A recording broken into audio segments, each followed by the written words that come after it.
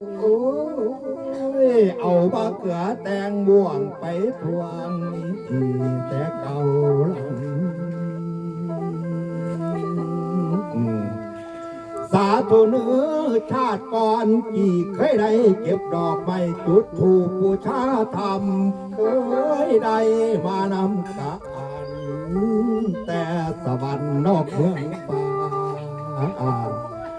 ขอให้นางขันลาขันพอใจบะเกือพี่แน่จะได้มีบอนของไปค้าข้างระวังใดคือบะเกือหน่วยนี่ผมได้ตุ้มตอมไว้แต่เป็นดอกข้ากกบัดนี้ชาสิย่อยอกไก่แกนางขันป่างหอนสาธุเนื้อคอยเป็นสอนตอง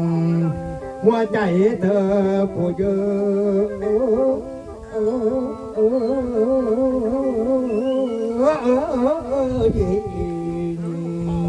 หัวใจยิ่งลูกเจ้าฝ่าผู้มีหน้าดอกโยดสูง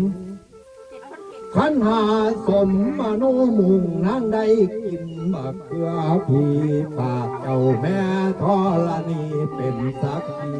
ให้ผู้ขาขันไปหน้าหุงเจริญ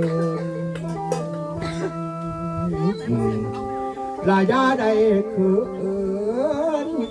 มาแขนขอรอบักกะแรงแม่นสิมีกำแพงมาขัดขวางอยู่หน้าให้พาเท้าผ่านไปวังกระแสใหญ่กวางเป็นวงรักพันหลักอธิษฐานจนขาดบ่หวังยังดอกพอดีบอกท่าสีให้คอยท่าถึงเวลาตะวันโอ้บายไปเอาของฝากตอนเอ้ยนอนเป่าสิห่างไกลถ้าสิเอ้ยนี่มันคือหัวใจอ้ายเลือดในกายของเท้าหูดเคยเหี่ยวหดขันหลดไว้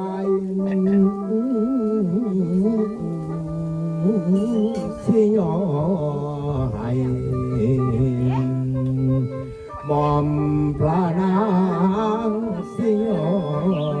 ให้มอมพระนางเอ้ยโอ้ย